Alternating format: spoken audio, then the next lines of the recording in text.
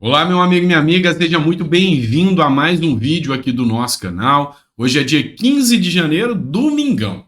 E se num domingão de manhã eu acordo para gravar para você, se isso não merecer que você se inscreva no canal e dê um like, já não sei mais o que fazer, além de trazer informação de qualidade e sempre uma análise séria, independente para você. Mas bora lá. Vamos falar hoje sobre Anderson Torres e Bolsonaro.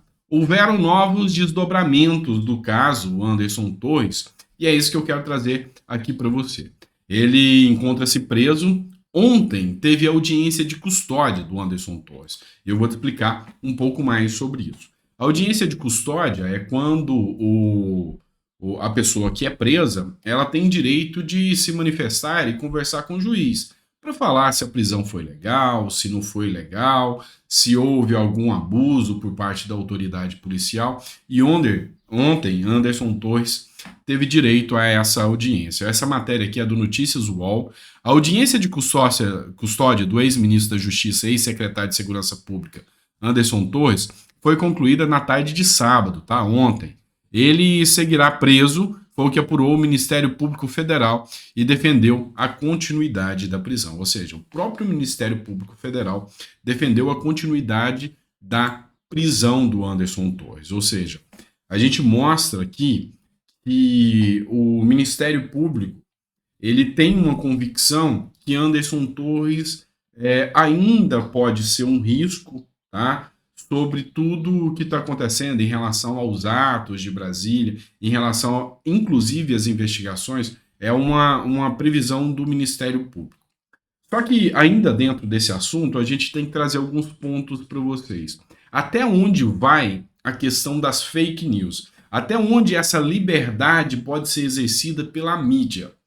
Sabe por que eu vou te mostrar isso? Dentro ainda do caso Anderson Torres, dá uma olhada aqui. Porque uma coisa que eu percebo, e você, meu caro ouvinte, vai me dizer aqui se você concorda ou não comigo.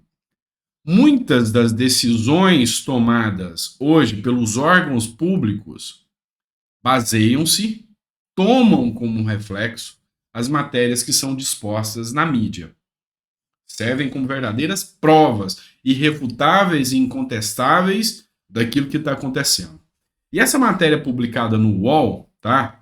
Do Thales Faria, e aqui é por onde eu te digo que não sou um canal de notícia, sou um canal de análise, foi veiculada já há alguns dias, tá? Já tem uns 4 dias que essa matéria foi veiculada. E ela fala que o Planalto foi informado de que o Bolsonaro e Anderson Torres tinham se encontrado lá nos Estados Unidos um dia antes, tá? Ainda leio aqui para você. O encontro teria ocorrido no sábado, dia 7, um dia antes do quebra-quebra na Praça dos Três Poderes, em Brasília, promovido por terroristas bolsonaristas. Então, essa matéria foi publicada pelo Thales Ferreira, pelo UOL. Só que ontem, à tardezinha, o Paulo Capelli, que é do Metrópolis, já publicou essa outra matéria. Bolsonaro não se reuniu com Anderson Torres nos Estados Unidos. Bolsonaro não se encontrou com Anderson Torres, ex-ministro, que foi pivô das invasões dos três poderes durante a estadia nos Estados Unidos. Ou seja, ele refuta aqui essa informação. Bolsonaro não se encontrou com Anderson Torres durante a estadia do ex-ministro da Justiça nos Estados Unidos. A especulação de uma suposta especulação, tá vendo como ele trata? De uma suposta reunião entre Bolsonaro e o ex-subordinado em solo norte-americano ganhou as redes sociais após Torres virar pivô da invasão de extremista aos três poderes. Além de não ter havido encontro presencial, pessoas no entorno do ex-presidente afirmaram que não teria havido ligação ou troca de mensagens, sequer troca de mensagens. Olha só como as coisas são tratadas. A própria mídia tratou de falar das fake news que são espalhadas nos grupos, nas redes sociais, como, por exemplo, o caso de uma idosa que teria falecido dentro do ginásio e, posteriormente, a Polícia Federal desmentiu aquilo. Então, as fake news dos bolsonaristas, as fake news das redes sociais. Pois é, mas quem está tratando agora da preocupação com as fake news da grande mídia? Esse é o ponto que eu levo você a fazer uma reflexão agora, tá? Bora. Vou partir para nova notícia agora, tá? Vamos lá. Olha só. O ex-comandante, essa matéria é do Estadão, tá? O ex-comandante da Marinha saiu do grupo de WhatsApp confirmando um racha dentro das Forças Armadas. É um tema que eu venho abordando muito aqui. Eu estou mostrando para vocês que as Forças Armadas hoje se dividiram em 3 blocos. Existem 3 alas. Existe uma primeira ala que ainda é ligada ao governo Bolsonaro, que ainda tem as raízes do governo Bolsonaro.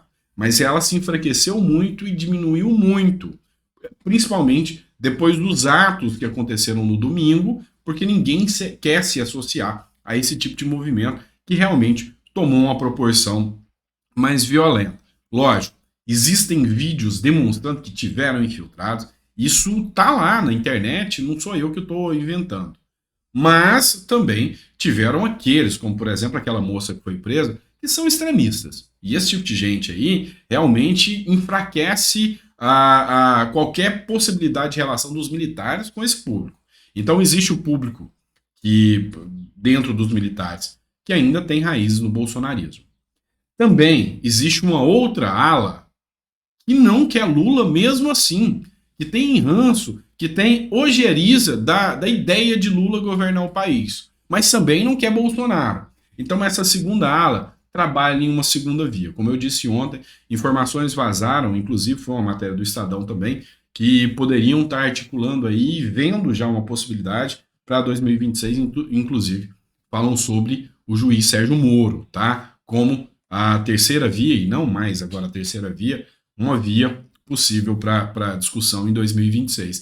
E existe aquela ala que já entendeu que o governo é Lula, Lula ganhou, foi eleito democraticamente e que os militares baterão continência e tem Lula como chefe supremo das Forças Armadas. Então as Forças Armadas se dividiram em 3. E o ex-comandante da Marinha, ontem, ele comprovou isso com um ato simples, sair do grupo de WhatsApp. Mais um ex-comandante da Marinha, mais um, tá? Saiu do seu grupo de WhatsApp em protesto contra as manifestações de almirantes que debatem acaloradamente os atos golpistas de domingo, dia 8, e intensificaram as críticas ao novo comandante da Marinha, almirante Marcos Sampaio Olsen, que agradeceu a nomeação ao presidente Luiz Inácio Lula da Silva no discurso de posse. Então, o que eu estou dizendo para você é realmente isso, tá? O Olsen, ele foi o único dos militares que agradeceu ao Lula. E isso gerou uma revolta dentro dos grupos bolsonaristas, dos grupos dos militares, em relação àqueles bolsonaristas que estão saindo dos grupos. Entenderam? Então, é nítido o racha entre os militares e o governo Lula. Não tem nem o que se falar. Mas agora eu vou trazer um ponto interessante para vocês. Vamos falar agora sobre Lula ainda, Luiz Inácio Lula da Silva. Olha só, depois que aconteceram aqueles movimentos lá em Brasília, antidemocráticos, violentos mesmo, porque até a partir do momento que você partiu para a violência, você perdeu qualquer razão. Tá? Mas a partir do momento que aconteceu aquilo, e que eu falo que muitos foram induzidos e muitos que não tiveram nada a ver com aquilo, hoje, na minha visão, estão respondendo aí sem sentido também, visão jurídica que eu estou passando para vocês, foi colhido um número de assinaturas pela Soraya Tronic, tá? A Soraya Tronic foi aquela moça que concorreu a presidente da República, aquela que falava que era a senadora de Bolsonaro, lá no Mato Grosso do Sul, se eu não me engano. Eu sou a senadora do Bolsonaro, Mato Grosso do Sul. Mas depois, no segundo turno, ela resolveu apoiar Lula, tá? E agora ela pediu a CPI, tá? Para apurar os atos de domingo. E é lógico, a CPI tem um intuito de investigar tudo aquilo, mas ela é muito mais política do que qualquer outra coisa. Ou seja, é um momento em que os políticos vão querer aparecer e aparecer muito. Só que saiu um tiro pela culatra, porque Lula não concorda e não quer saber desses atos, dessa CPI dos atos antidemocráticos. Presta atenção por quê. Lula é contra a instauração da comissão parlamentar de inquérito no Senado. Segundo ele, para não transformar o ex-presidente Jair Bolsonaro em vítima. O presidente do Senado, Rodrigo Pacheco, está anunciando a instalação da CPI já para fevereiro. E isso é verdade, tá? O Rodrigo Pacheco, que é o presidente do Senado, já informou, isso aqui, a matéria tá aqui da revista Exame, mostrou que o pedido de CPI para investigar os atos terroristas no Senado só será analisado após o recesso parlamentar, que termina dia 1º de fevereiro. Mas vamos lá, vamos entender um pouco mais sobre isso. O porquê que Lula não quer, por que o bicho está pegando em relação a Lula? Porque a CPI, ela dá voz, tá? Mas não são só as pessoas, os parlamentares de oposição que poderão ter palanque. Também, inclusive o próprio Flávio Bolsonaro vai participar da CPI.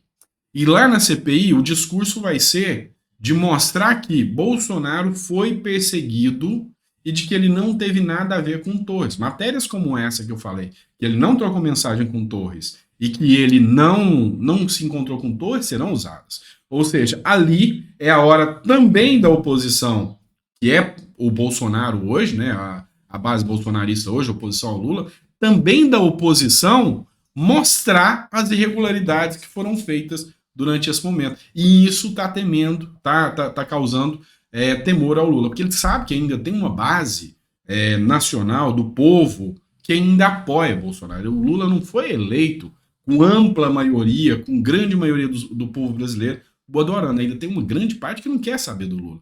E Lula teme que essa parte reforce agora as suas convicções em Bolsonaro por causa da CPI. Gostou do vídeo? Coloca aí no comentário o que eu posso fazer para melhorar, para deixar o canal melhor. Afinal, esse canal aqui é feito para você, não é feito para mim. É você que me diz a forma que eu tenho que trazer aqui o conteúdo, tá? Eu fiz uns vídeos sem aparecer a cara, o pessoal reclamou. Tá aqui, ó, domingão, cara inchada, mas eu tô gravando para vocês. Coloca no comentário que a gente pode melhorar, o que você tá achando do conteúdo e como a gente pode ir aprimorando sempre. Lembrando a você que o nosso canal aqui é um canal de análise, tá, pessoal? Eu tento fazer de forma imparcial e vocês percebem isso. Realmente eu faço análise. Aqui, às vezes, eu critico atos do ex-presidente Bolsonaro que foram errados e elogio o que foi certo. Da mesma forma, com o presidente Lula, a gente vai fazer a mesma coisa, mas vai trabalhar com a verdade para mostrar tudo de errado que está acontecendo. E se houverem acertos, a gente mostra também. Tá certo? Um grande abraço no seu coração e que Deus te abençoe e abençoe muito.